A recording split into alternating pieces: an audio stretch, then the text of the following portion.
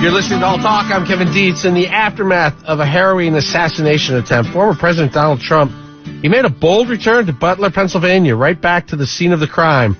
He addressed the crowd, transforming this tragedy of July 13th into really a powerful message of hope and determination. He kind of was saying, look, this is a movement that refuses to be silenced. We're just a few weeks away from the election. What will the impact be? Let's bring in Dave Dulio, Director of the Center for Civic Engagement and Political Science Professor at Oakland University. Good morning. How are you?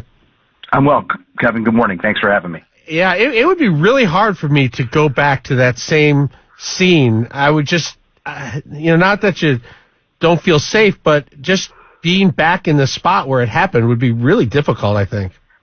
Yeah, it seems like it would be an eerie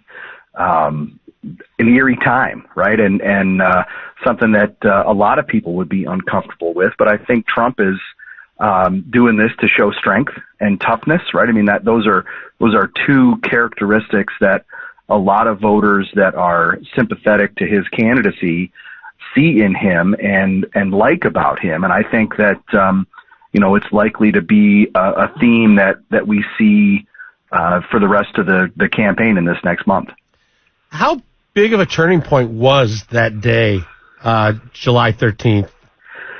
It's fascinating, Kevin. I mean, we've had multiple political earthquakes in this one election cycle, starting with the debate between Joe Biden and Donald Trump, right? That led eventually to the second political earthquake, him dropping out, and then, of course, the assassination attempt, or I should say attempts, on Donald Trump's life. And the only one that moved the needle was Biden dropping out. Trump was likely to win in a runaway with Biden at the top of the ticket. That is obviously, as you know, no longer the case. But that assassination attempt didn't move the polling numbers one bit, and neither have other important political developments, both favorable to Trump and those that are working against him. So it's been an incredibly steady and really stable polling environment.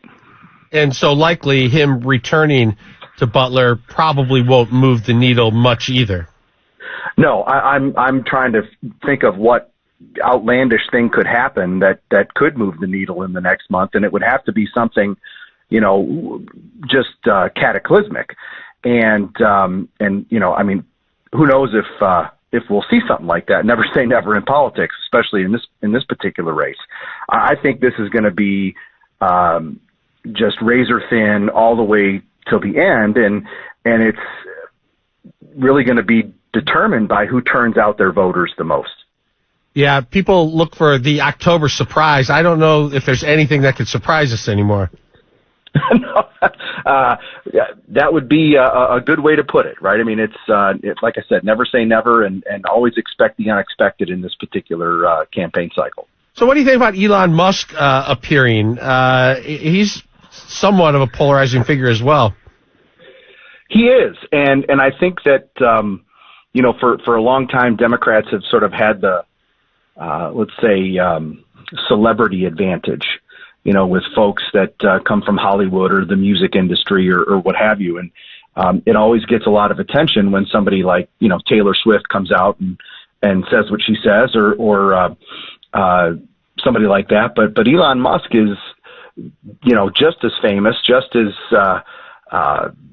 maybe important on the stage as some of those other folks. And I think that even though he's pretty polarizing, I think he's a net advantage to Trump just because he's another one of those outsiders who, is bringing, let's say, different thinking to potentially play a role in a Trump administration.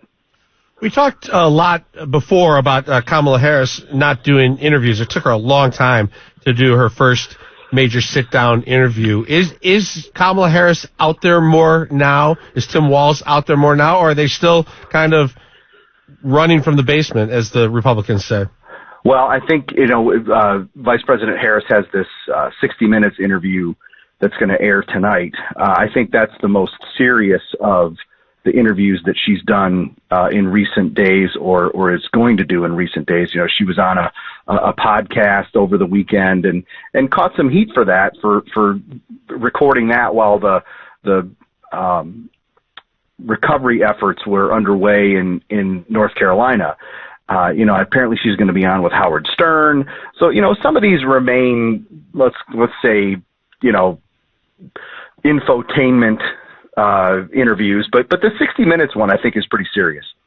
Yeah, people were saying, you know, it's a race between someone we don't like and someone we don't know. Will we know Kamala Harris by the time Election Day gets here? You know, I guess that depends on how much people are paying attention and how much sort of extra work they want to do to get to know her, right? I mean, I think that the Harris folks are making a strategic decision. They think they're probably in pretty good shape right now, and they're not going to change course unless they really have to. And you know, we'll see if there's something noticeable in the terms of their strategy in the next month. But I would imagine that they're pretty happy with the way things have gone so far, and they're likely to stick to the strategy of, you know, a few interviews here and there, some that aren't terribly serious and others that are. You mentioned Kamala Harris taking a little heat about the hurricane recovery efforts. You know, Hurricane Milton is heading to Florida right now. North Carolina is just a mess from Hurricane Helene. Can the weather actually have a big enough impact that it could determine who the president is?